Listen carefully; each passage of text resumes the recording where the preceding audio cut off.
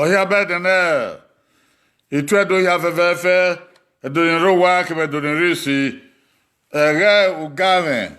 Ori mane do. Aye na o.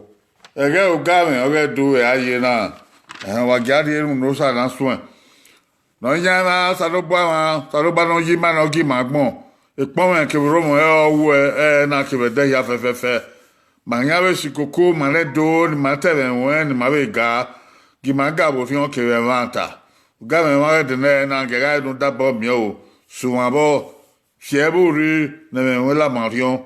Ma be on ya le lo po we owo e dedemede edagbon wa ya. Eni Jesu Christ no nyawa Isa wa ya bo ke o do ke etani petani ko. Uga me mage na. Iwe mi. Oge na. Ami ebe sam. Ohun pa ro yi, ohun pa yan yi yan. Ovion pa. Ebe Fisher, won ha ovienne. Ebe Colossians, won ha ovion pa yan gi. Eme o sa lo bo anikin. Wa gi ma ti eme. O sa lo bo bambana.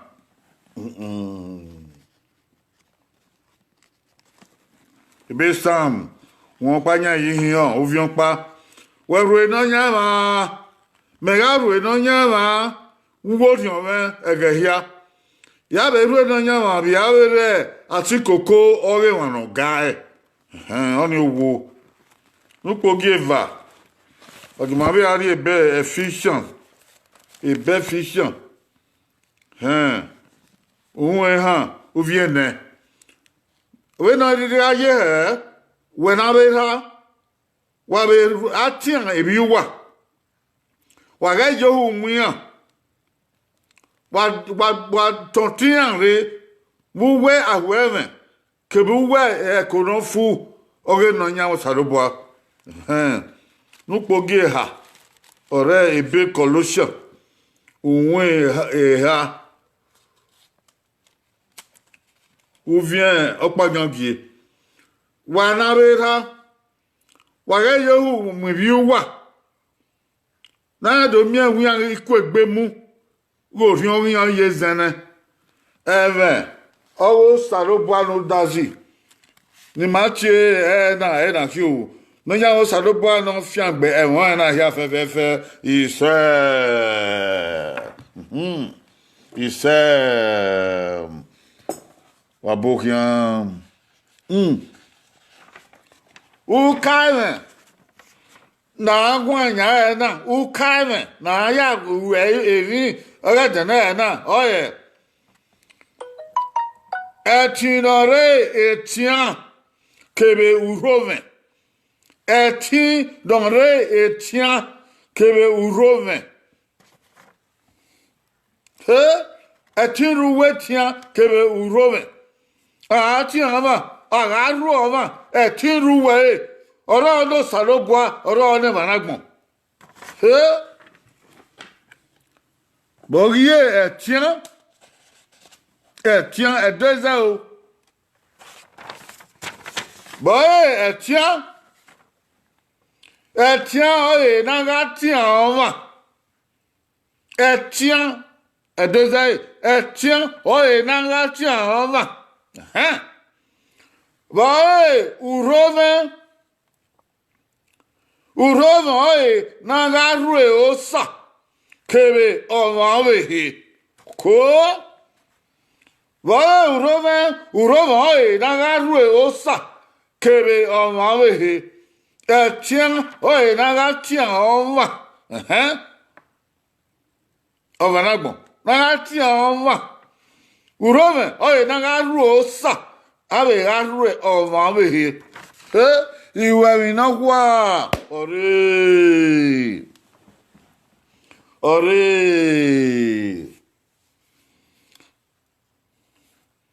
ebe no wa ni ba ti e na orie ma mri maneva na gbon ma me wina na ga wina gosa overi e ma me maneva na gbon ma me wina go wa wehe ara rosa arakpɔn sa yagbɔnɔ yi araru sa arakpɔn sa yeri ya fɛ nɔma nɔ ya wee ma bɛ tɛ ɛbɛ gbɔn wa gelegele agɛyigɛ ebe no vɛnyiwu na be na mɛlɛ bɛ zɛ be na ohun oke be na ɛrɛnriri kpɛma na ehoho be na ame ya hiã wo ha be na mana gbɔn be ri ɔkpa gbogbo ɛ na yã be hiã gidigidi agɛyigɛ ma gbɔn agɛyigi mia ma gbɔn agɛyigi lawa gbɔn taga ru sa taga kpɔn wo sa agɛyigi be na ya bi yi mama hɛ ba akpa ma ɔgi yɛ do salo bɔ aga ru sa. Ebi na ọ̀rọ̀ gbìn afẹ́ dára pọ̀n ẹ̀yọ ara ru ẹ̀yọ rúndà yóò sálọ́bọ̀ rúndà ebi ni ewu ọ̀rọ̀ agbọ̀n rọ̀nà wẹ́ ẹ̀bọ̀ rọ̀nà wẹ́ ebi wọn bèbè rọ̀nà wẹ́. Àbẹ̀kọ̀dọ́rẹ̀ àbẹ̀dọ́gẹ́ ebi na sálọ́bọ̀ afẹ́ ya gbọ̀n ebi na ya wèé ma ebi na ya gàgà ma ebi na ya ẹ̀fẹ̀ náà rí ẹni mà ẹ̀tí náà rí ẹni mà ìgbègbè náà rí ẹni mà ìyẹ̀mí náà rí ẹni mà wẹ̀gẹ́ wẹ́ni mẹ́gbọ̀n náà nìyà. Ewe do mena guana Nigeria mena guana so pan o sare bana ri enwa ne o wan kebo ke mane ku do ya kwakugbe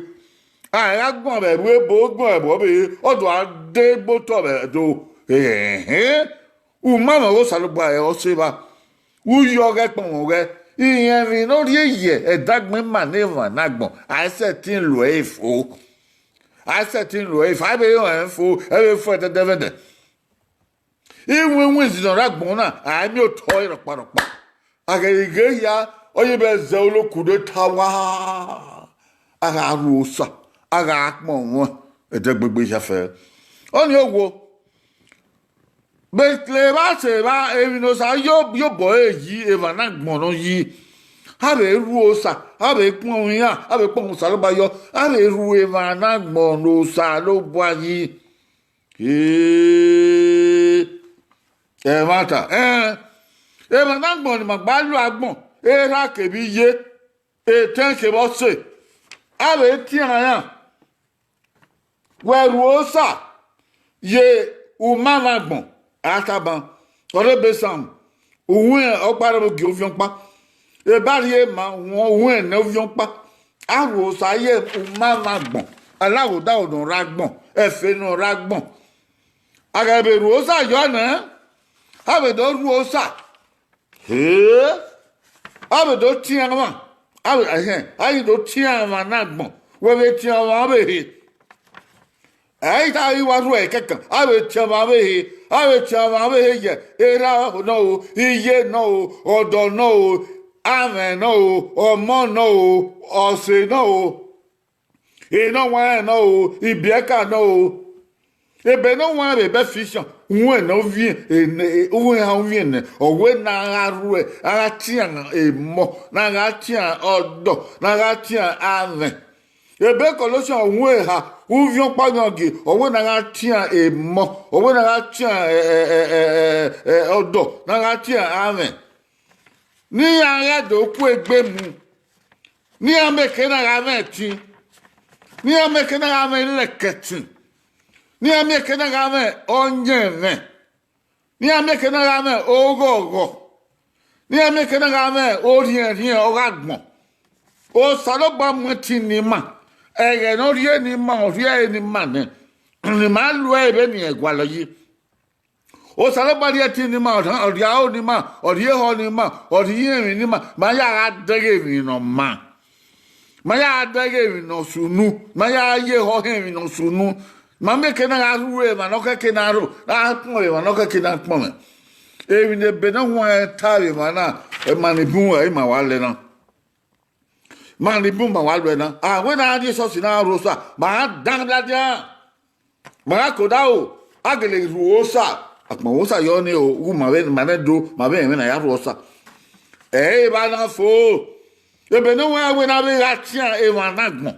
u ga e ra kebi ye kebo do keba me kebo mo kebo se kebe no wan eni wan kebi bieka owe na be gatia ya e ba ni mana do mana researching na be no sare bagwala yi ma ruosa o ma so pa ma be atia won be aga you no gba ma be agafia u abo male gawe viesi eri magari go ni maria ri owi wevi ai pomon abetian e baba wo na me iyi magari wevi ni baya mabagbon pe na ya wevi ye ke o da o abetian iye wa wo na me ipon iye wagun ipon iye atian yi ma aga tian obi ga me o ijodu no ya wo be no ma Ele no ne mona bie, ele no se, e mona bie atia ya babo we na atia ya. Na egian lo ki ron kun gbe mu mane do mama tomu be ba ye. Oh!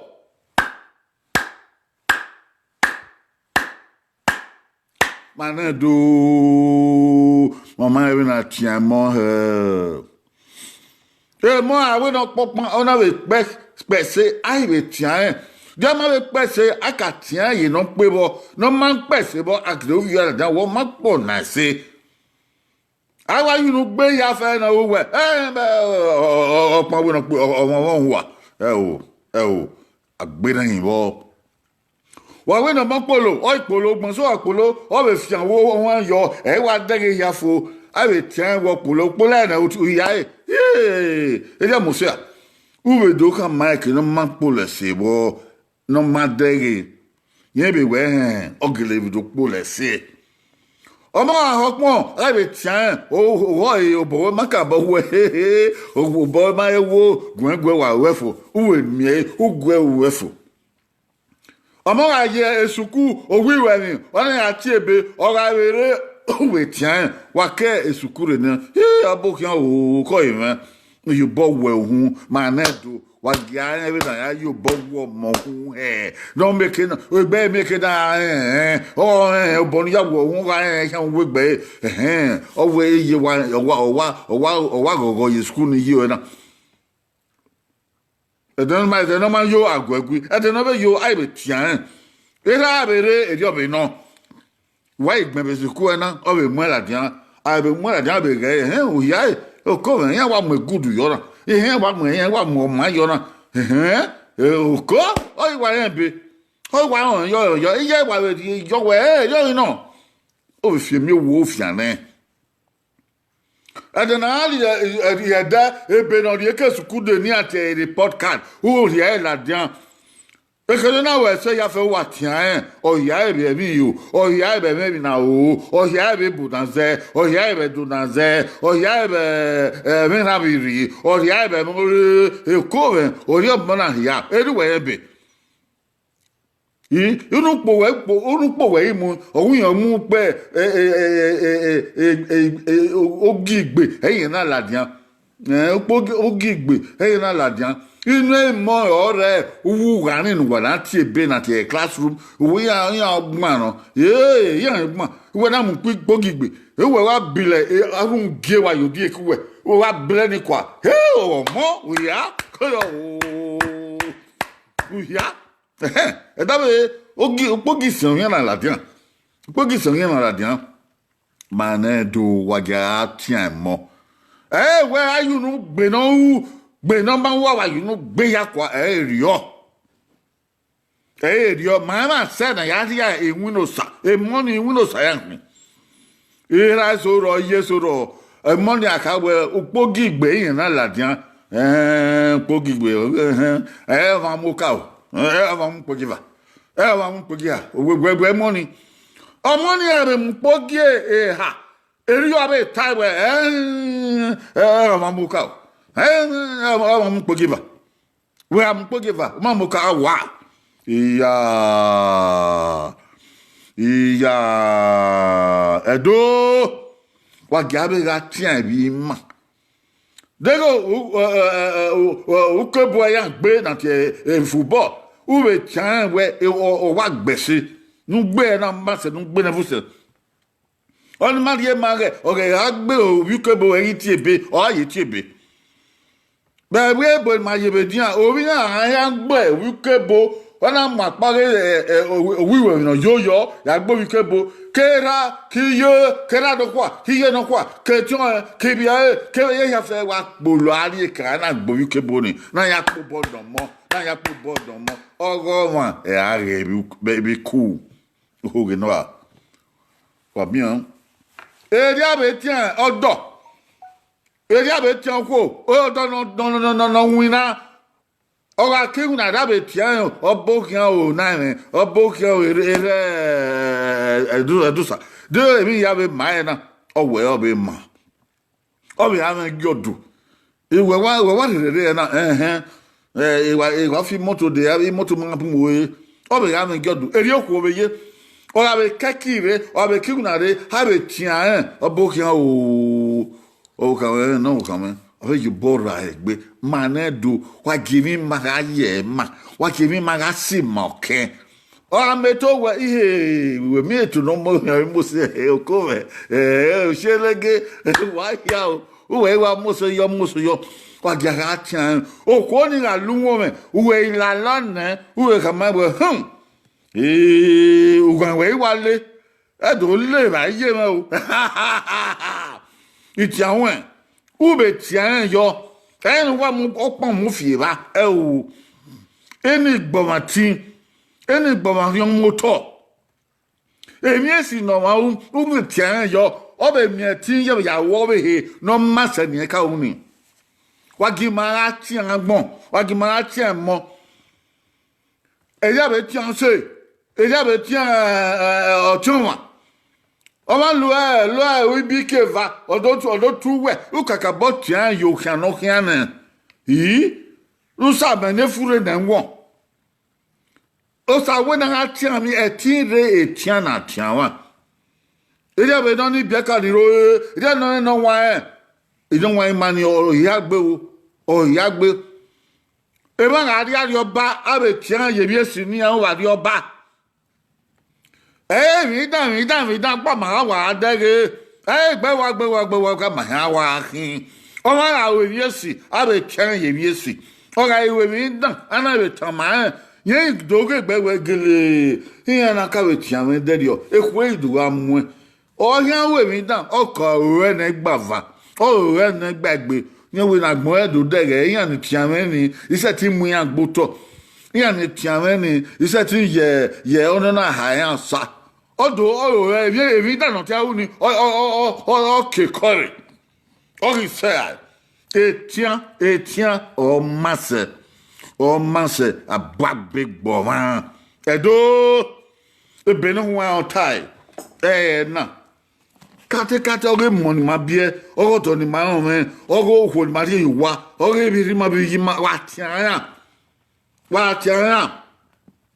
do all the way I lawyer who attend Oma la university ko attend we a lawyer na kin keta a lawyer mugui o we bua e yo no wa all the way engineer who be attend we I mean na say tinfun abi moto na kekere okoya o yena o ye begbe ye do aven le kechi no ngele ya tie be ya segbe engineer ni no ho no we o no kin ogele wa men lekati won ti ya se iwine obo we ho no kin you obo ni wa di odan da wo boyi de do fi obo di odan do ayo ipan bora we me wo yi ipan bora me obo to ko e doctor we yan wa kin era wo monako e doctor yan wa kin uri tayo ho utian e kere do uni gele yeo omoni àwọn ongele a bogre doctor be no yo bora o bonin we ga aka ni eri awe pe kesu gino de osun unu ma ya dollar gbona yi no sare ba money ma unu ma ya tian ma no de yo bono wa ya nga de yo bono ma tian ya ma de no ma kere ni awa be tian gbe wa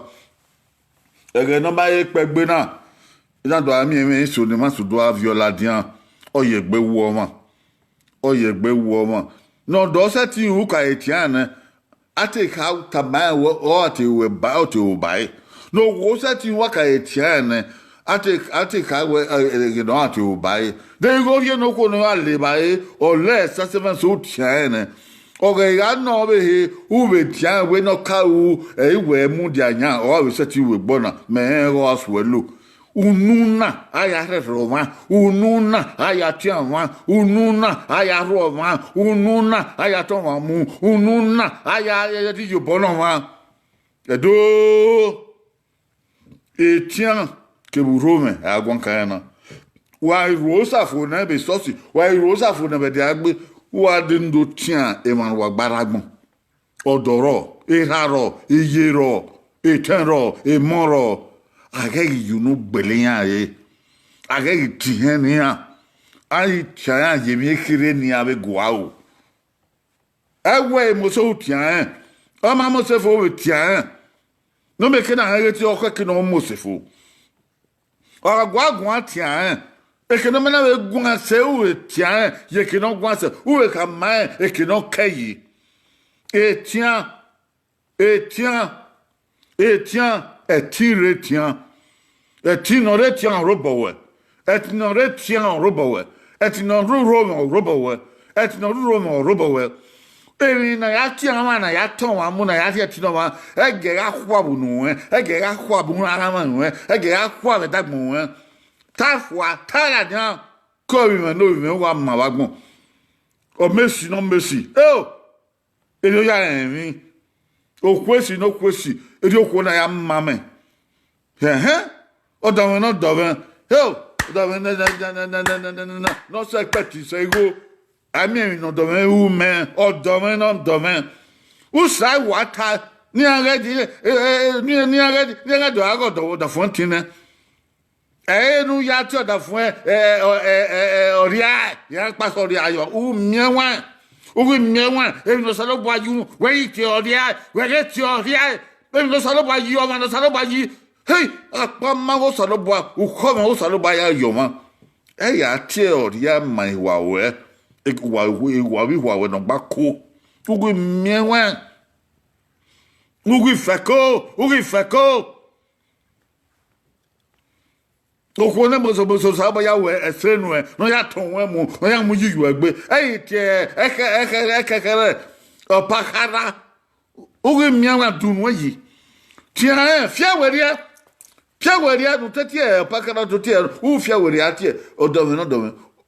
obu kama okwu esiesi be na biova ya biwe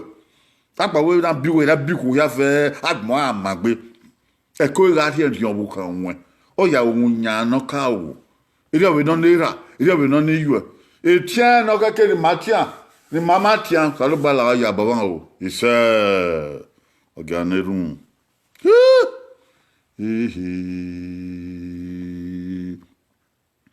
Etia no ka ke na tia gbon. Uro no ka ke na ruosa e yare babo. Magogo salu baba una iwe ni madege de na. Mandege na ni la hoki ma ya we no gbera ya fe rowen ma ruwe no salo do mama ruwe la ho ya bo wan tia no ke ma atia ira ma atia ye ma e ni awu ni ma ke na bieli ma ni mama wo salo ba la ho ya bo wan tia no ke ma atia do ma atia me ma atia mo